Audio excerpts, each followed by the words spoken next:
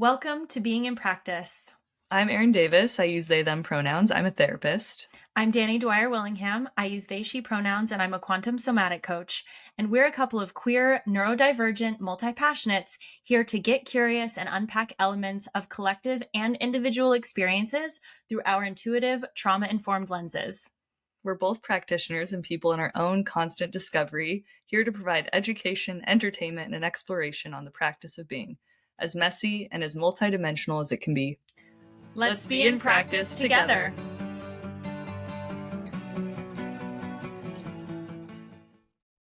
Hi, everyone, and welcome back to Being in Practice. I'm Dani, they, she. I'm Erin, they, them. And we have an incredible guest with us today. I am going to just preface this by saying, well, I'll start by saying what we're going to be talking about because I think it's such a huge topic. And Erin and I have talked so much about this in our previous episodes and how it kind of has influenced our the way we've lived and the way we've had to heal.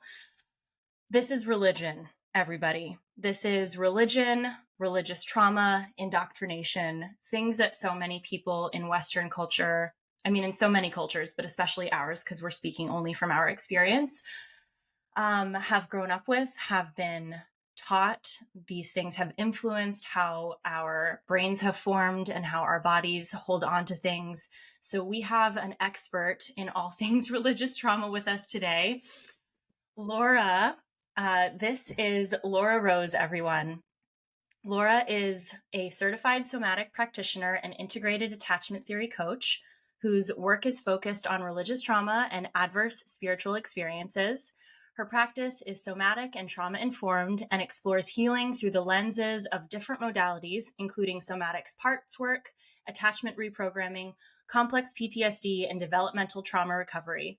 Laura is passionate about helping fellow survivors unburden themselves from the effects of harmful doctrine and dogmas to reconnect with their joyful personal sovereignty. She is also the host of the upcoming podcast Religious Trauma Toolkit, slated to release in autumn of 2023. So excited for that podcast. Welcome, Laura. How are you? Hello. I'm great. Thank you for having me.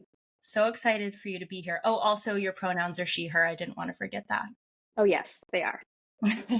So I know we've talked so much about this, but I think the place that I'm feeling called to start in asking about religious trauma is, well, first of all, I think acknowledging that not everyone will have experienced this. So listeners, if this doesn't resonate with you, that's okay. And also, because I know Laura and because I know her expertise, stay tuned, because I feel like no matter what you've experienced in your life, I feel like what we're going to cover is going to probably be pretty beneficial. Well, and even if you don't personally have an experience with religious trauma, religion is not, you can't divorce from religion. You can't divorce religion from any of our upbringings if you grew up in America. In America specifically. Even if it wasn't specifically you were religious or went to a church, like you're still going to take something away, I'm sure, from today. Yeah. Anyway, if you're alive today in America, you're experiencing the disillusionment of church and state and the separation thereof and all of these things. So yeah. So Laura, we could start so many places, but I think first of all, like, how did you come to recognize such the somatic element of religious trauma? How did it show up for you in your body? How do you feel like it colored your own experiences? I think for me, I think I'll give a tiny little short version of my life to kind of summarize how I got to that point. I was raised in white evangelicalism. My entire family is evangelical, extended and beyond. I am the only person that I know of in my family that is openly non-religious as of now. I grew up in a really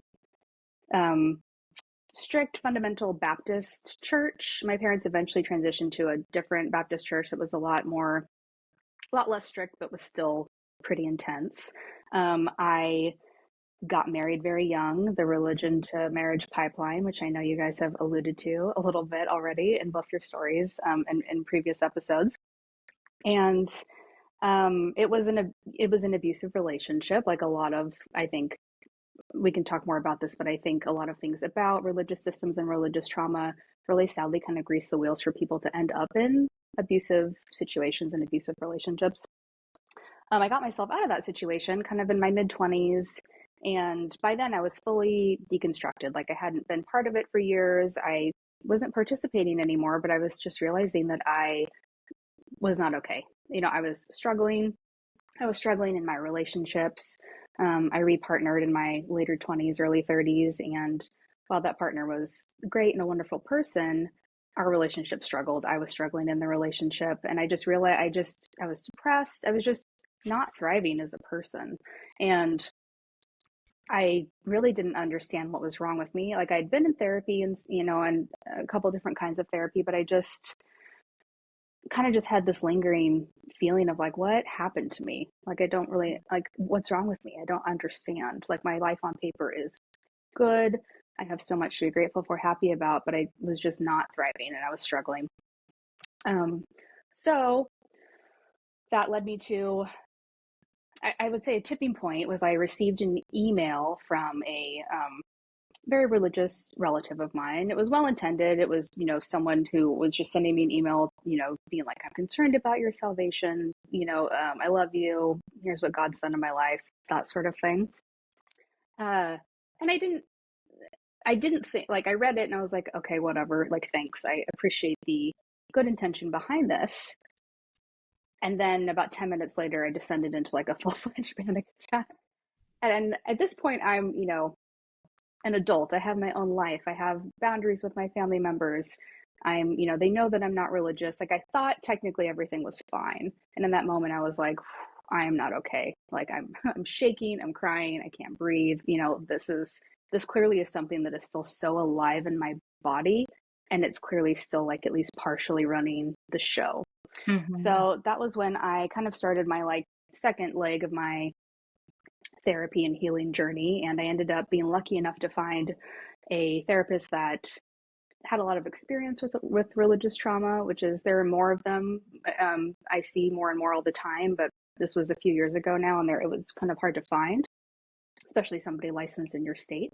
And it just kind of led me on this several years long journey of healing, of understanding that these things that happen to us, even if you physically remove yourself, even if you deconstruct, even if you rationally are like, I don't believe this and here's why, and even if you have a really great grip on your own ideas about the world and morality, these things, until you address them, are still living in your body actively. Or even if they are dormant, they could come out, at any time, like I had with that email. So that was kind of long, but that's sort of how I got to the point of realizing that, like, oh, it's not going to be enough to just not believe and to move on and to, live my own life. I really need to address this at a, trauma-informed somatic level. Mm-hmm. I'm curious, like, I don't know, this sounds like a funny question, but like, you talking about it being in your body, you had this like traumatic reaction to that email, or trauma response type reaction to that email. I guess I'm curious, like, what is that trauma? Like, Yeah. and it's a specific to you question, but I want to like umbrella it. No. What is this? Yes. What is religious trauma? I think this is important. So let's start there. Yeah. So I would say, just sort of starting for like layman's terms, how I define trauma and how I kind of use that word in my work is trauma is just any experience that is unresolved in your nervous system. So it doesn't matter if it was, getting into a really intense car accident. It doesn't matter if it's witnessing something horrific or if it's just, somebody was mean to you on the playground and that like just never resolved. Like it can run the gamut of anything. The point is just that it's something in your nervous system that is unresolved. So for me, religious trauma, someone who grew up in this system, I didn't like this system at all. I was basically born into it. My sister and I joke that we've been going to church since we were fetuses, and it like, I first learned about this idea of original sin and salvation and, heaven versus hell when I was 4. Someone had passed away and I was at a funeral with my parents, and I was like, what happens after you die? And they were like, well, why don't we talk about that when we get home? And to their credit, they did discuss it with me very openly and directly, how I think you should discuss difficult topics with kids, although this is not a belief or a topic that I think should be given to kids. But anyways, they kind of told me about it, and I was just dumbfounded. Because at that point, I mean, I'm 4, I have like oatmeal for brains, and I've just kind of existed in this bubble of, I'm very lucky. My parents are very, loving, and I just had this perfect little existence up until this point. And so to be told that that's not true, you're actually bad, you're born with a sin nature, but everyone has it. But also, all you have to do is pray, and this like transformative thing will happen. I was like, what? Like, what? Um, so so I said, I quote unquote asked Jesus into my heart. I felt nothing. And I remember I'm 4, and I remember thinking, if this is such a big deal, why don't I feel like I feel nothing? And my parents are acting like it's a big deal, and I'm just like, oh shit, like whatever was supposed to happen didn't happen with me. And then I just felt like I had to pretend, and it like put on this huge amount of I was at such a young developmental age that obviously a lot of my formative year, my brain and my body formed around a lot of these beliefs. And also I was relating nervous system wise to my parents, and they're really formed around these beliefs. But I didn't actually believe it. It's more that like I had to ascribe to it because it was my entire environment. It was my caretaker's environment. And it was very openly the most important thing in my caretaker's life. So as a child, how we, relate to our caregivers, we need them to love us, to like us, to accept us. That's something that, we have from the moment we're born. And so I tried to be the perfect Christian kid, because I was like, well, they say if you just keep showing up, keep doing the things, God will reveal himself. And so I was an Awana kid. I don't know if either of you had Awana. Yeah, I was Bible quizzing champ 3 years in a row. I have the trophies. Wow. Yeah, which Awana is bullshit, and it only works for kids that can memorize stuff, and it's based in colonialism. But anyways, that's another topic for another time. Yeah, isn't it? Yeah, isn't it all? It's like somebody on YouTube. I'm sorry, I'll reference it, and you can put it in the show notes. But someone did a YouTube video where they broke it down, and they found the old Awana books, like before they got sanitized, and it's like full manifest destiny shit. Yeah. Anyways, so yeah, it's my entire nervous system, my limbic system formed around these ideas, and I didn't like them. And we went to church, at least 2 or 3 times a week. And so I was just constantly dreading having to go, having to hear these really upsetting stories. Like the first church we went to really was focused on, it was very fire and brimstone, very sin, hell, repent oriented messaging. And I hated hearing about that. I hated hearing about animal sacrifice. I hated hearing about torture. I hated hearing about genocide. I hated hearing about incest. Like it was just like, I don't want to, I hate being exposed to this content 3 times a week. I'm a child. And so eventually just that repeated like nervous system activation that I couldn't ever discharge and I couldn't ever get comfort around just keeps getting folded up and repressed into your body. And eventually over time, how my body dealt with it was I just dissociated. So I would basically kind of dissociate to get through church and those activities. And then I might kind of come back online for a day or 2, but then I had to dissociate again because it's happening every week, on a regular basis. That kind of took a tangent. So I don't know if that answers the question, but. Yeah, I think it just points to this pattern of, it is what religious trauma is. It is being indoctrinated with these stories and these beliefs about humanity and about yourself as an individual of like that you cannot escape from because you are human, because you were born a sinner, and because there is only redemption through Christ or God or whoever the deity of which that you are in follows. And I hated the idea of having to witness to people. I was like, I'm never going to be able to look someone in the face and be like, do you know that you're awful and going to hell? I was just like, I can't. And so I felt like a failure. I think also, we can kind of get into more of the attachment stuff maybe later in, but I think I grew up in a church where it was constantly said that you need to love God more than anything. So your parents need to love God more than you, and you need to love God more than your parents. And that did such a number on my attachment, because especially hearing that at such a developmental age, yes, it was really damaging, and something that I didn't even realize was so damaging until I then kind of really started to unpack this, in my late 20s, early 30s.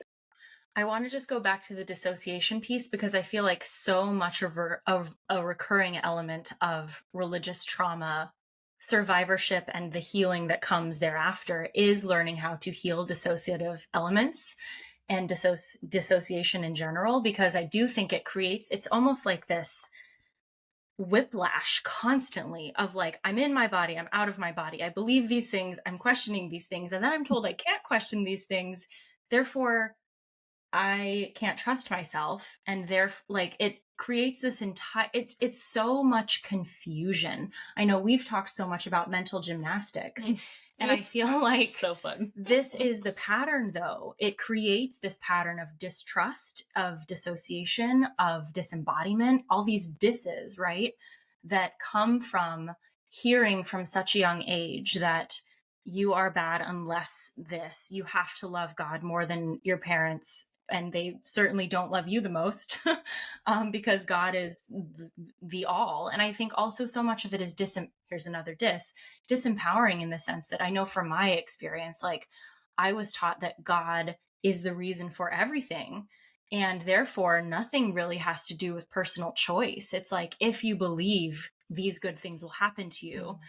And I grew up with bad things happening to people all around me. I was young when people in my life started passing away. And, you know, my mom went through this terrible illness when I was 5 and like actually died and had to be like resuscitated on the table. And she says she came back because of God.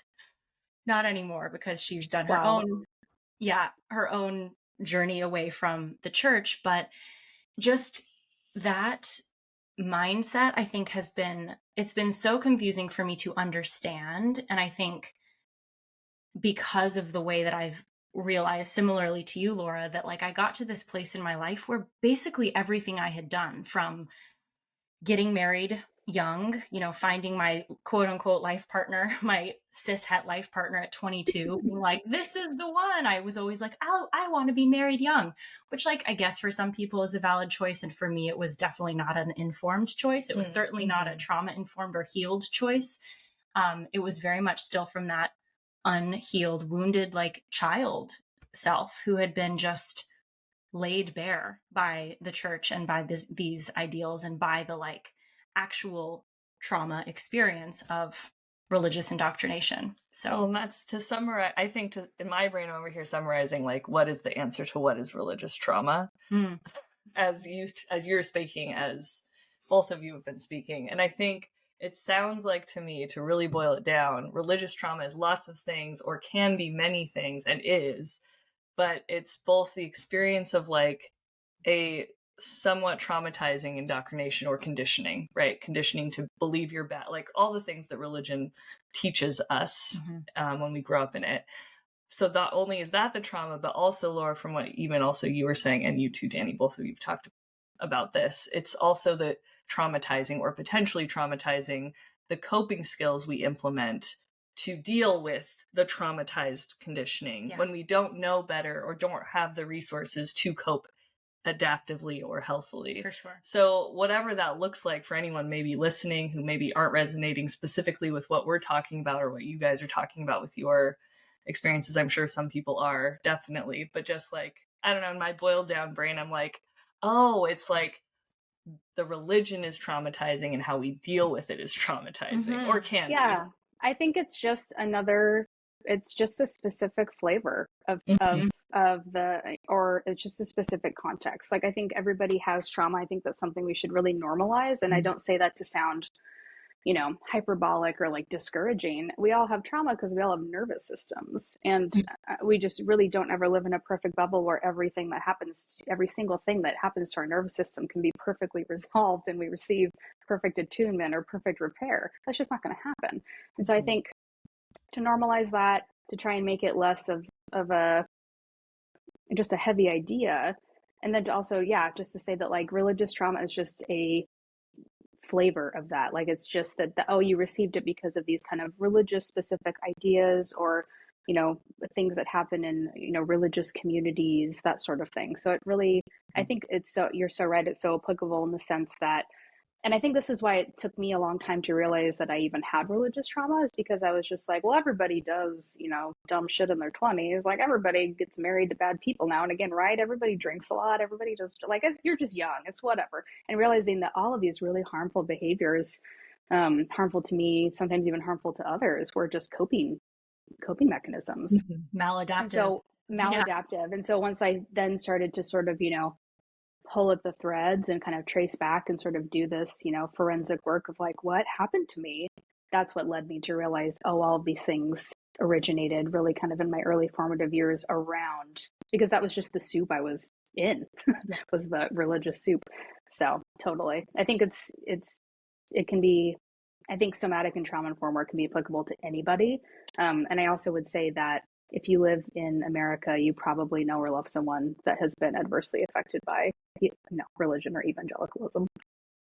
I think it's impossible not to. I mean, I'm laughing over here because my romantic partner is Jewish, and Laura and I they don't have a concept of what it feels like to grow up in evangelicism. And They're Laura, so baffled. they're like, wait, so people actually believe these things and they're actually telling children these things. Like, they can't even conceptualize that this is how we were raised. And we've had to spend so much time being like, yes, and this is why there are so many people around us faltering.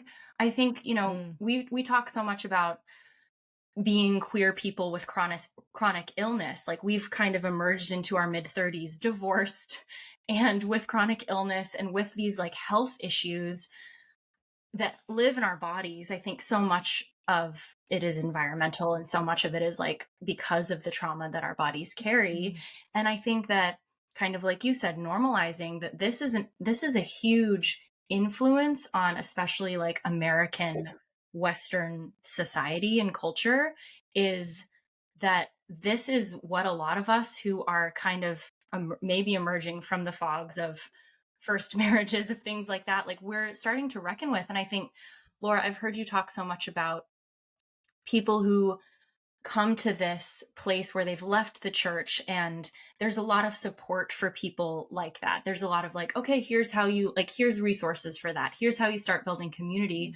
But you talk so much about how this missing piece, and kind of like how you came to the experience of realizing that this was still so alive in your body, is that people don't realize that it's like actually still how your nervous system is in play and how your body is still dealing with other stressors. It might not even have anything to do with religion, but because, like, as we've talked about, there's been this like whiplash of dissociation of nervous system activation.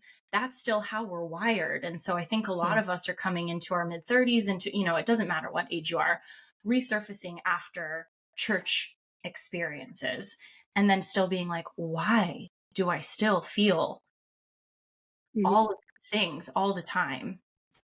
I think I don't remember if this is actual research or just anecdotal, but community is pretty much the number one reason why people don't leave a belief system or a church or that sort of thing.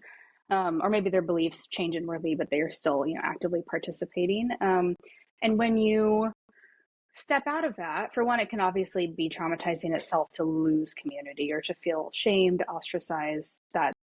We're so wired to belong. And especially if you've spent the first couple decades of your life like trading your authenticity to belong, and then you still decide to step away, oof, that is a tough thing to process. It's really painful and can take a long time. But also, I was going to say that it's you're probably not very well resourced or skilled to even begin to rebuild community, because you probably don't really have a well calibrated idea of how to find and create and cultivate healthy relationships, because so much of religion outsources. It's all based on this kind of love. We all live in this really loving, like, little, community. We all love each other. If you ever, are a new person at a church, you're getting kind of love bombed by these people, and this is unearned intimacy. Like, you don't know these people. They don't know, like, nothing has been earned. No trust has been developed. You kind of only ever see these people in just this context. You're not actually really building, trust, that sort of graph of like trust is, consistent action meeting time. That's none of that's actually happening. And so you don't really know how to, your only way often to gauge is if someone else thinks or feels or believes the same way as you. And so you kind of then will just sort of orient yourself towards trying to find other people that meet that nervous system resonance, because you haven't actually learned. For one, you're not in your own resonance. You don't actually know what you want and need in a relationship, because that's all been stripped away through these teachings. But you Yeah. don't really know how to judge, maybe not judge, but like you don't know how to assess like who is a safe person for you, like who, how do I even, get to know someone slowly over time? How do I build a relationship without, like, so many of my relationships after leaving this belief system, pretty much a decade after that, were just trauma bonding relationships, like just reliving this trauma. And so not only are you potentially lonely, feeling ostracized, probably dealing with some difficulty in your closer relationships, especially like family relationships, you aren't equipped to start to rebuild community for Mm-hmm. yourself, Right. because you don't really have a good foundation for what a healthy relationship is, let alone healthy community. Mm-hmm.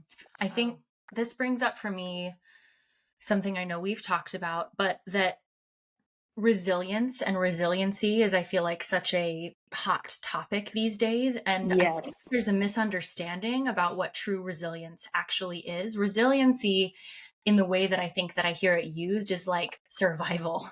It's like people think that just getting through and overcoming challenges is resilience. And what you're talking about is like, you have to have actual skills in cultivating regulation, actual skills in cultivating secure attachment relationships, actual skills in like somatic healing and addressing the ways that our limbic systems and nervous systems need support. That and being able to enact those in challenging situations, that is actual resiliency.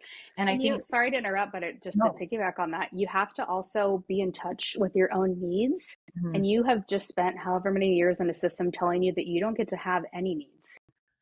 God will That take care of everything. Like, you don't need to have any needs. You're out, like, all of you never, this is a topic I'm really passionate about, is you never get to properly develop resiliency, because you're outsourcing all of your grief, all of your joy, all of your emotional experience to this parasocial relationship that you're having.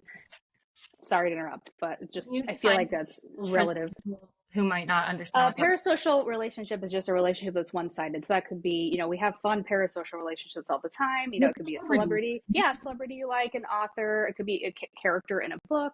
They're legitimate and they do have their benefits. But when you're And entire with God, yeah, but what I you're think when you're yeah, when you're entire, and I don't think that's necessarily bad. If it serves you and you're not doing harm to other people, live and let live. But when you are missing out on these developmental milestones and you're not really getting the chance to ever build resiliency, and you're outsourcing that, you are then all of a sudden finding yourself, a full-fledged adult, and Mhm. you are the equivalent of like a 7-year-old in that area. And it's tough. I want to talk a little bit about brain development in this too, because I think understanding, even for folks who aren't religious or don't have this experience with religious trauma, if you're parenting, if you have been a child, this is important information to learn, because childhood development, like your brain goes through its first massive formation from 0 to 7, and Yeah. then the prefrontal cortex isn't fully developed until it's 25, right? 25 or Yeah. 26.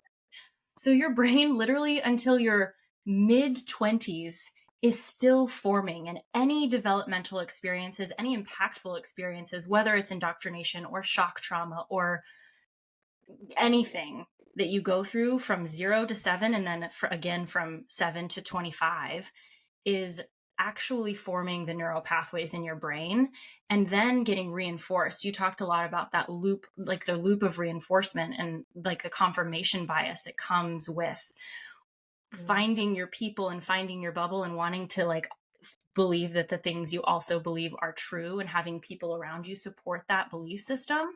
And I think that's just, I mean, I would love to hear you speak a little bit about that, because I think it's important for literally anyone who's on this journey of like self-discovery to understand more about brain development and how that affects how we like again somatically like hold on to things and process things. Sure. I mean, I'm not a neuroscientist or an expert in brain development, but I do look at things developmentally through an attachment lens. And so from, 0 to 7, you don't have your own nervous system. You are enmeshed developmentally with your caregivers in a healthful way. That's how it's supposed to be. Hopefully, yeah. And yeah, and you are, there are several core needs, but I think some big ones to highlight here is attunement and also the core need to, like, I don't want to say unconditional love because I feel like that's such a fraught term, but like you need to be able to be loved without having it be earned.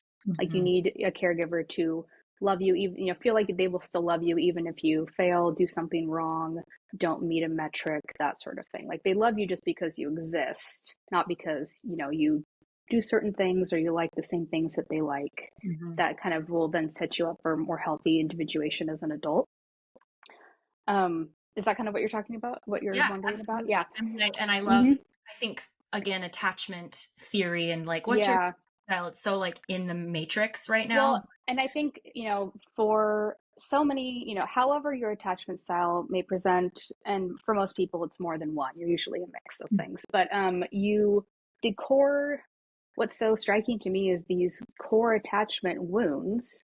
Once you kind of boil them all down, there's kind of a set of them. They're all, not all, but so many of them are either core tenets of religion or things that you will start to believe about yourself if you adhere to like core tenets of religion. Like, I am incapable, I am unsafe, I am unlovable, there's something wrong with me. Like these, like people will abandon me. Like I spent the first several years of my life being like, hearing these stories about God testing people. I'm like, like Job, like, am I going to be a kid that gets crushed in the house because God decides to test my parents? Like, are they going to, am I going to become a human sacrifice? Like I knew logically that was not going to happen, but my nervous system did not know that. No. Because kind of the hierarchy is like, I realized, okay, this religion is the most important thing to my caregivers.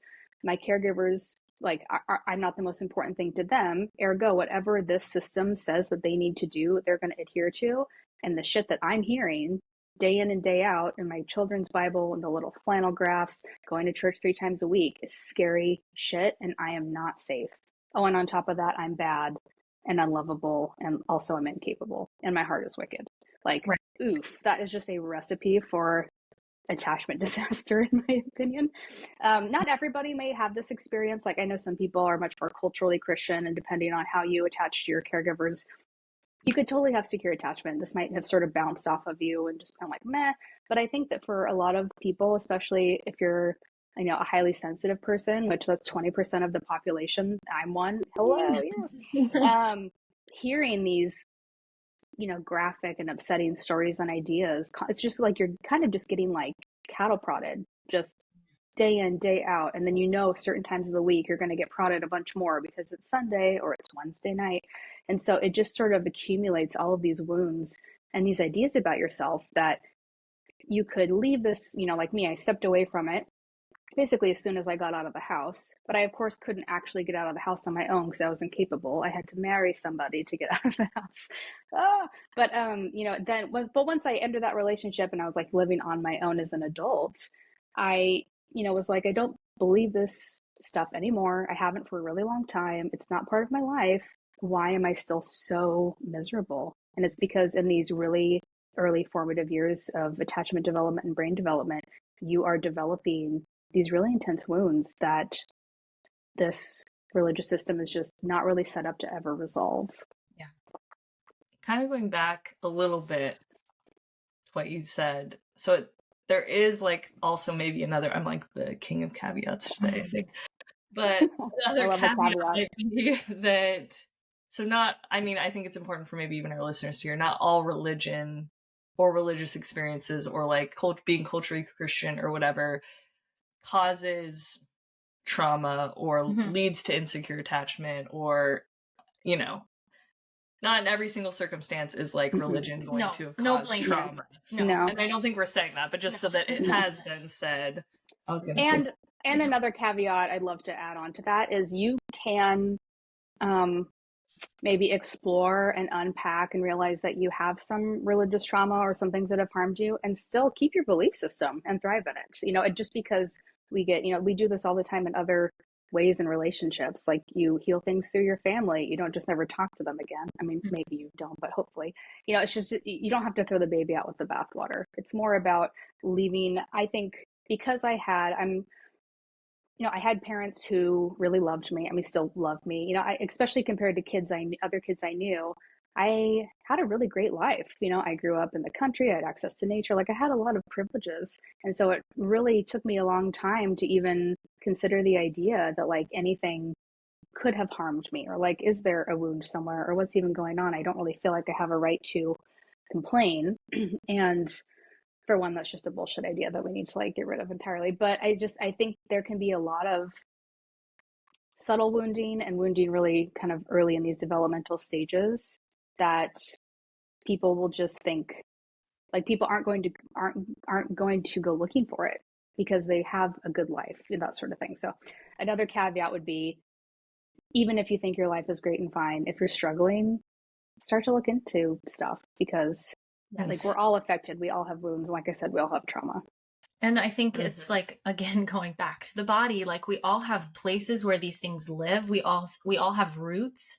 And one of my favorite metaphors that one of my greatest therapists so far has given me is like, a lot of the symptoms that I know I was experiencing later in life, like after We keep saying this. We keep saying later in life and then correct ourselves.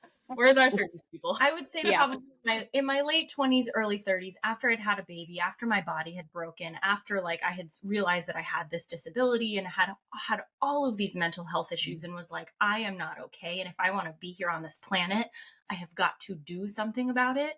Anyways, he was like, these are the festers. Like these symptoms are the thing, is like the infection.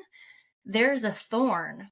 That thorn is attached to a vine that has roots, and those roots are in your body, and those roots are literally like gripping parts of your system. They are completely entrenched in your nervous system, and those vines are entwining themselves all around you, and those thorns are like these points of infection where like that's where all of these somatic symptoms, all of like, not that there weren't chemical imbalances and things like that weren't happening, but so much of it was like, because I was just treating the thorn wounds and I wasn't doing anything to address the like inner like root system that was going on.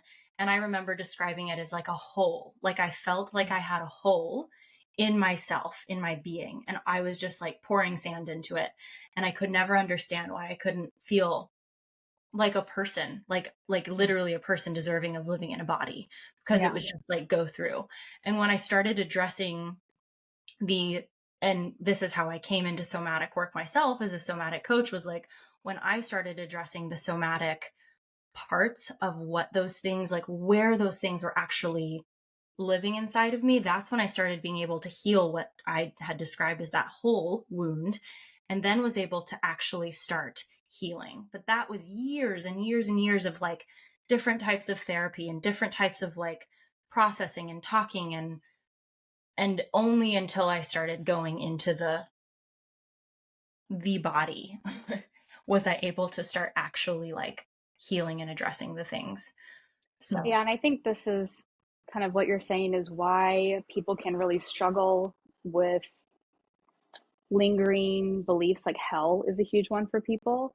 If you were traumatized by that as a child, like if that activated your nervous system probably repeatedly as a child and was never resolved and never repaired, that like hell is living in your body. It doesn't matter if you don't believe, it doesn't matter if you've built an entire life and like just completely disregarded this idea. It doesn't matter if you've done all this research and read all this stuff about rationally and academically why it's nonsense. It doesn't matter. It's living inside of your body. And I think also a piece, an accompaniment to somatics that I think is really important, especially with religious trauma, is learning how to reparent yourself. Like you have to, a lot of these religious systems and a lot of their teachings, a lot of their kind of core ideas and doctrines can really be, I think, like interpreted as disempowering, right? Because you're supposed to trust God. God's going to take care of you, like we talked about. You're not really building capacity, resiliency, all these things. And you also said, Dani, at the beginning about like trusting yourself. You don't trust yourself. The heart is deceitful among all things, desperately wicked. You're told like literally the core of you is untrustworthy, and you need to trust this book and this God. And learning, yeah, it's tough. And it's like you said, that's those are the tendrils that you're talking about, these core things that are living inside of us. And you learning to reparent yourself, I just think it's such a beautiful tool. And I think that like when I first heard about the idea of hell, I kind of just immediately dissociated, because I was like, I'm just not on board with that. I didn't mean for me, I meant for the 2/3 of the world that apparently would fall under this category of being unsaved. And I was like, I can't accept that. I can't live with this idea. I just can't. And I didn't say that to my parents, obviously, but I just was like, no, this is not for me. So I didn't, personally have that as a trauma, but I know a lot of people who have. And I think it might sound far-fetched to someone potentially who's listening to this, but like you can get to a place where the idea of hell is truly laughable because you are, precious and worthy just inherently. It's like, it'd be like sending like your dog to hell. If someone was like, your dog's going to hell, I'd be like, my dog is perfection. No, they're not. Go away. Like you can feel that way about yourself. Like these ideas really can become, I'm not trying to make light of them, but they can become so ridiculous under the light of reparenting to be like, no, that's not, that's just not going to be a thing. That's not something I ascribe to. And it's not something I even worry about, because I'm so secure in myself, how I deeply care for myself, how I love myself. So it doesn't apply, We've talked so many thoughts. I know. So many thoughts. Do you want to? No, it's okay. You can go. We've talked so much about, and we had the whole episode on shame, and kind of boiling it down into this need to regulate dysfunction and dysregulation into worthiness. And I think that is so much also a part of healing from any attachment wounding, any attachment trauma, any religious indoctrination, anything like this. Again, whatever the source is, I feel like shame is a huge element, and guilt is a huge element of divesting. That is something that keeps people from leaving these belief systems, is because there is so much guilt, there is so much shame, it's making me want to bring up like cancel culture, how so much of white supremacy really is just intertwined in all of these ideals of like, if someone does not ascribe to these belief systems, therefore they are ostracized, therefore 2/3 of the world is going to hell. Like it leaves so little room for nuance and for actual care. And I just feel like that's something that I think as queer folks, breaking outside of nuclear family and doing all of these things so differently than white supremacist, cis, heteronormative, patriarchal culture would have us do, is like, we can only do this and it only feels safe for us because we have gotten to this place of being able to trust ourselves. Like, I couldn't have done this 10 years ago or 5 years ago because I didn't trust myself. And I think that's such a huge component of just like whatever our attachment wounding is, most of us have it. And I think that it is true. Like, we need to normalize that. Like, regardless of if you think your childhood was great or not, most of us have some sort of malformating influences on us as children. Having grown up in this culture, whether it was the educational system, like, again, whatever it was. Definitely. As people with ADHD, like things, all the things. So I think that this just all ties into, like, how do we start? Where do we start? Where do we start if people are listening being like, oh wow, I'm only for the first time, like, realizing that I've got attachment wounding, or like realizing that I've got shame, or realizing that I don't trust myself. Like, where do you recommend people start? I feel like I ask this question a lot. You do. Like, it's so funny. I'm like, where do we start? What would you do if you were to change the world? I think everyone's, going to give a sort of like a bit of a vague response to your vague question. I think it's going to be personal to everyone's journey. Like I started just consuming everything I could find on the internet. I was just Googling, thoughts that I had to see what other people had written about. I was just starting to learn about, years ago when I was learning about attachment, when I was learning about trauma, I was learning about complex trauma, which I am of the school of thought that religious trauma is complex trauma, because complex trauma is anything, to boil it down, it's anything that happens repeatedly over time that you are powerless to step out of. Yes. And if you are a child in a system like this, these things are happening to you repeatedly over time, and you are not able to step out of it or to ask for help or to speak your difference or opposition to that. So I think just learning about, if any of this hits a ping for you, just pick any of the ideas and kind of start to research them. Whether it's attachment, whether it's trauma, whether it's just somatic work, there's so many great things on the internet, honestly. Like there's so much stuff that you can find. I love a good podcast. I'll just type in, healing from shame or whatever. You could just search for podcasts.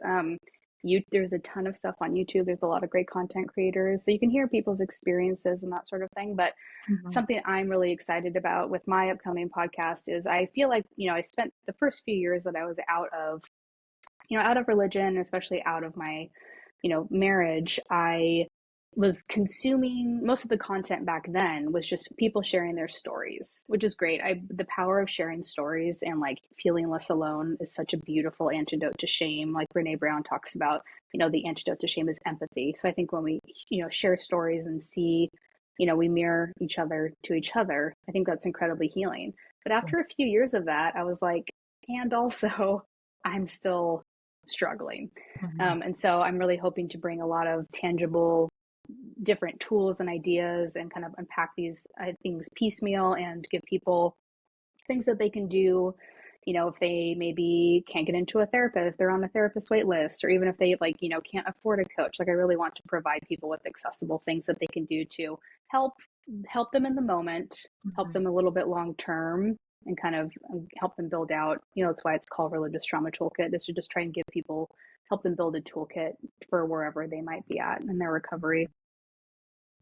I love that. I'm so excited for your podcast. Yeah, me too. Cool. Yeah. So I guess, You guess. Where do we go from here? I don't know. I just have a million thoughts related. And do you want to start on? I don't know. We would be backtracking a bit. That's okay. I was just thinking about like, I don't know, it feels really random and like kind of everywhere, but how the Bible exists and how, I don't know. I don't feel like it's going to make sense. I was thinking about the Bible. I was thinking about how harm is probably done more in the religious context by people misinterpreting the Bible, and my journey to like, not that I like read the Bible still, or like, I don't even know, but I don't know, like we were talking about hell and I was just like, yeah, well, like hell exists because hell is like, if you decide to like, not decide, but like come upon living on, like this could be hell. Your life could be hell. Like, yeah, absolutely. Yeah. And so I was thinking about that when you were talking about hell, like how that's something I've really taken away from my plant medicine experiences is like, oh, that's what Jesus was talking about. Like, that's what the Bible's talking about. Like, the Bible is a bunch of metaphor, in my opinion. Yeah. And how it is misinterpreted deeply, and then like, those misinterpretations get misinterpreted, and then people just want power and like all the things that come with like certain people speaking the word, quote unquote, word of God to other people. But I'm like, oh, that's like the kingdom of heaven is like here right now, and that's like what Jesus. There's a lot that I was thinking about, just like I because of it. I don't know. There's a lot of stuff. There's a lot of stuff. I just want to chime in real fast, Dani. Sorry, kind of what you're saying, Erin. I have a episode I'm really excited about. That's going to be about how my kind of interpretation of heaven and hell are actually that they are imbalanced limbic states. They are ideas that came from, they're both traumatic ideas. Like I think people think that, oh, hell is a trauma response, I don't believe in hell, but heaven is great. Like I actually think heaven is just as much of a trauma response in terms of like an idea. Like if you're a person you're Yeah. in deep pain, and like, something absolutely horrific happens to you, happens to someone you love, probably is the worst. And you're Mm. thinking, I'm going to burn in this suffering forever. This is never going to go away. I need justice. Like, I want this person to experience the same thing. Like, that's the idea of hell. And that's why people, I Mhm. think, aside from cognitive dissonance, can kind of be okay with other people going to hell, because they're like, well, I can kind of imagine wanting someone to be as miserable as I am forever, because I feel like I'll never heal from this. And for Whoa. one, we can access healing. Like, people, I really believe in the mind and the body and the heart's capacity for healing. But also, on the flip side of that, if you're in deep suffering, you're not thinking, I can't wait to come back into balance and like reenact with the world in a balanced way. You're thinking, I never want to feel this ever again. I don't want to hurt ever again. I don't want to be sad ever again. Like, I want to just jettison over to the other end of the spectrum. And I just want to be happy and not think about anything ever again, which Yep. is basically the description of heaven, other than like the gold streets. And so I really find these ideas to be incredibly human. I think they're so human. I think they're so based on the human experience. And I really think that they're based in the limbic experience. Well, that's the other thought I was having as we were talking, you guys were all talking, was also like chicken. I was thinking chicken or egg. Like, we're talking about religious trauma, but like also what part of like, as humans in like what I believe all oneness, we created religion, Mm-hmm.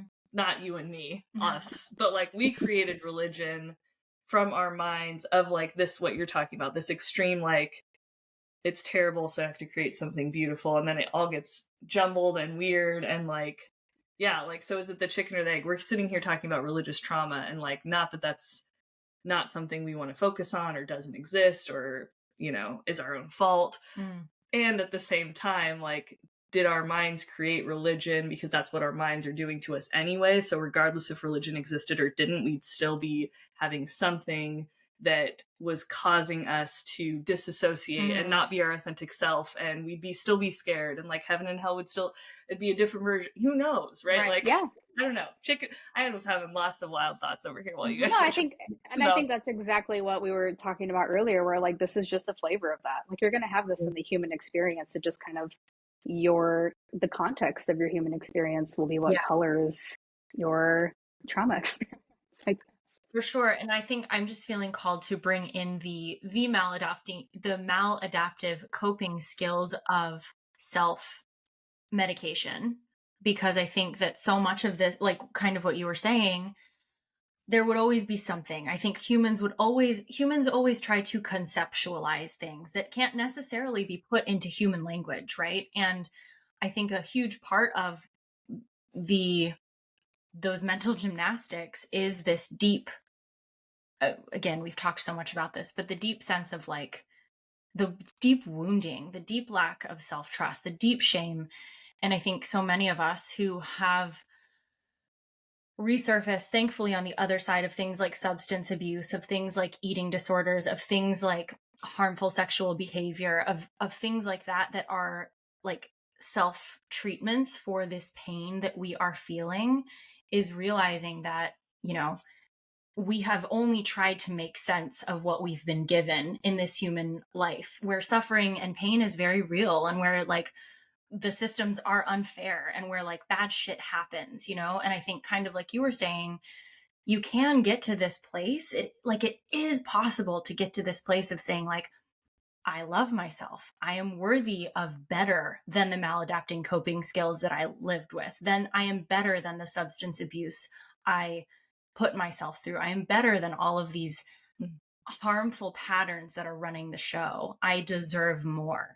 And I think like we talk so much about how that can feel so overwhelming, but also I just want to reinforce that for people who are just starting where do you start?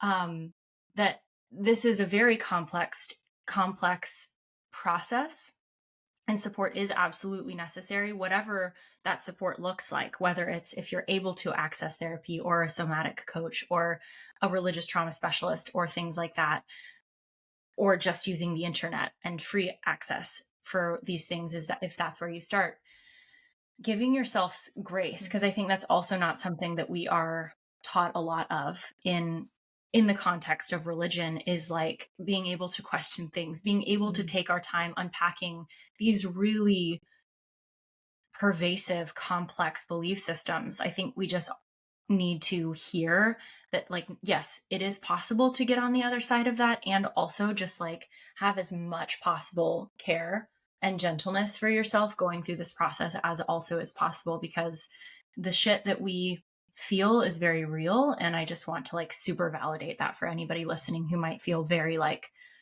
activated by this conversation. And you saying that actually kind of brought up for me, if I were to answer the question of like where to start, I would probably say start to explore your relationship to capacity.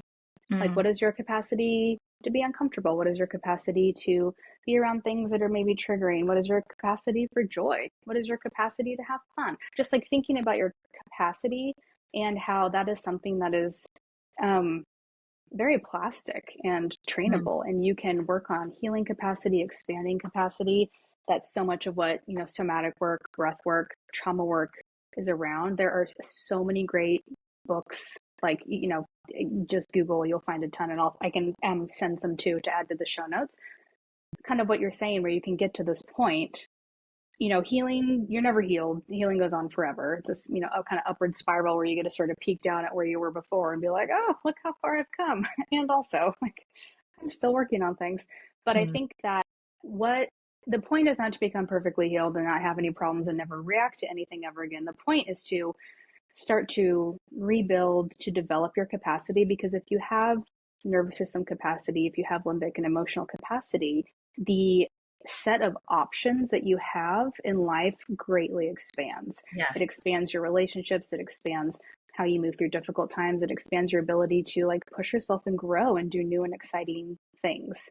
And I think that not only for people that have had any kind of trauma, but particularly with religious trauma, your capacity is never encouraged. It's always kind of diminished by a lot of these ideas. And it just naturally, not naturally, but like in response to that, it doesn't really ever grow or form.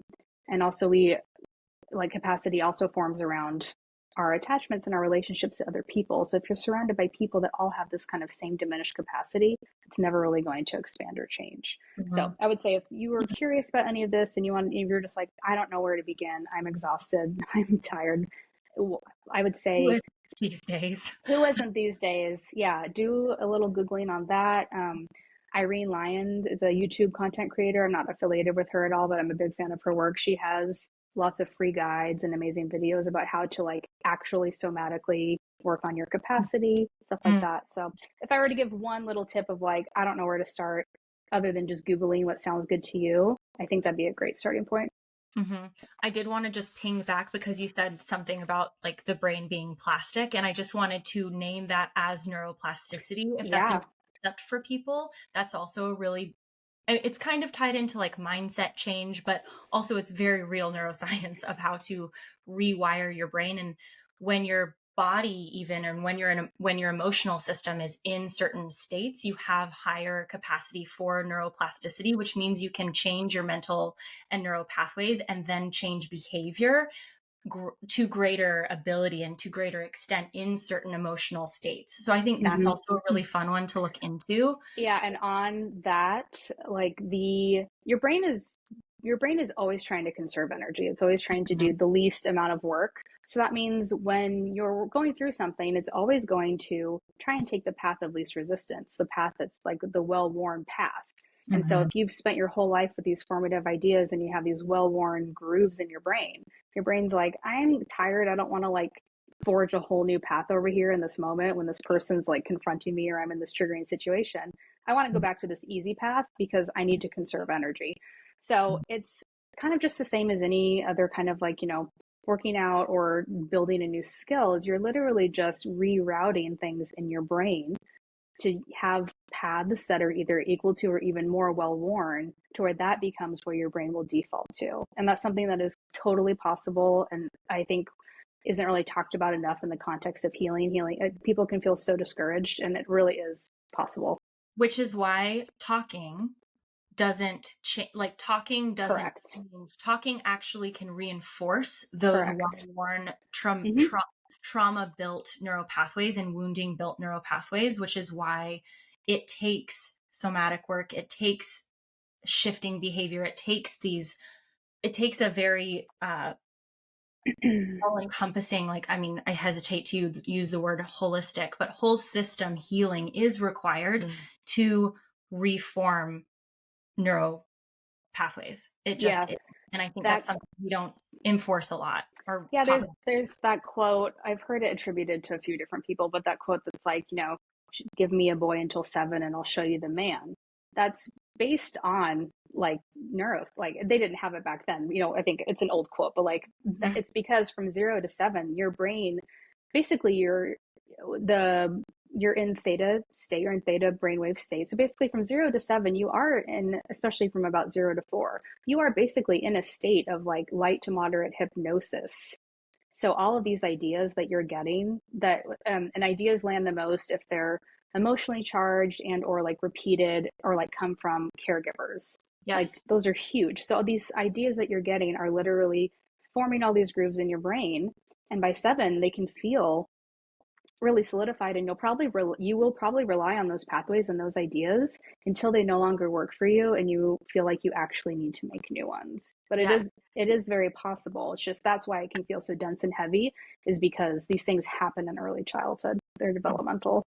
I mean, this goes into inner child healing. This is why so many adults are literally walking around as wounded 7-year-olds, because that's when their brains had the most formation, and that's what they have lived as those people in growing bodies since then. And I think we will need to talk so much more about all of this, because like you said, even before we started recording, Laura, I think we could have, I mean, you do have a whole podcast about it, but this is like, I think these intertwining concepts just influence so much of how humanity lives. And I think these are such valuable things to explore regardless of where you come from. And I just, I think all of our episodes, or most, if not all of our episodes, intertwine with every other all of one. these things. And so much less this topic is so big and deep and huge that it naturally flows into all of, even some of the things we've already gone over in episodes that people have listened to, shame and everything. I